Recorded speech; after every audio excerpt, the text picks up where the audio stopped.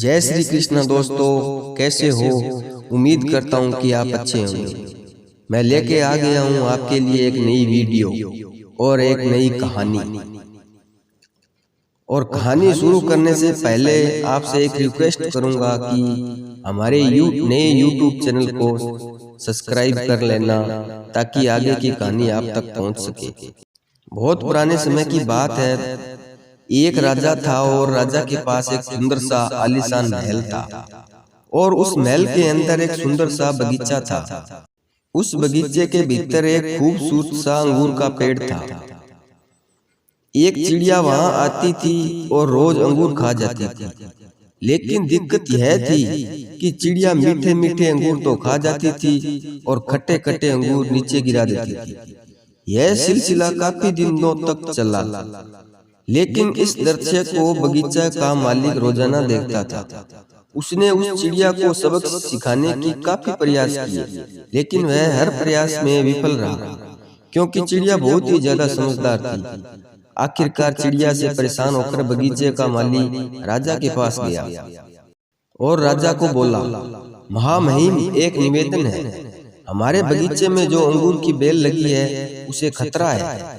राजा ने कहा, ठीक है, इस काम को मैं स्वयं करूंगा। अब राजा पूरे ध्यान से चिड़िया को देख रहा था और मौका मिलते ही राजा ने चिड़िया को पकड़ लिया।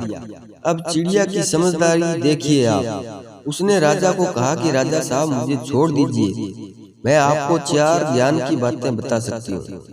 राजा बोले, ठीक है, चल बता। पहली यह कि हाथ आए शत्रु को कभी नहीं छोड़ना चाहिए। दूसरी, अनजान बात पर कभी विश्वास नहीं करना चाहिए। तीसरी बात, जो हो गया उस पर पश्चाताप नहीं करना चाहिए। और चौथी बात बताने से पहले राजा को बोली कि राजा साहब, मेरा दम घुट रहा है, आप मुझे ढीला छोड़े, मैं आपको बताती हूँ। और चिड़िया उड़ गई और बोली, मेरे पेट में 2 हीरे हैं। राजा को पश्चाताप होने लगा। राजा गुस्से में हो गया। उसने राजा को बोला कि मैंने आपको कहा था कि हाथ आए शत्रु को कभी नहीं छोड़ना चाहिए, फिर भी आपने छोड़ दिया। मैंने आपको कहा था कि अनजान बातों पर विश्वास नहीं करना चाहिए, लेकिन आपने किया। कि मेरे पेट में 2 हीरे हैं, जो कि संभव ही नहीं है, और जो हुआ उस पर ज्यादा नहीं सोचना चाहिए, लेकिन आप फिर भी सोच रहे हो।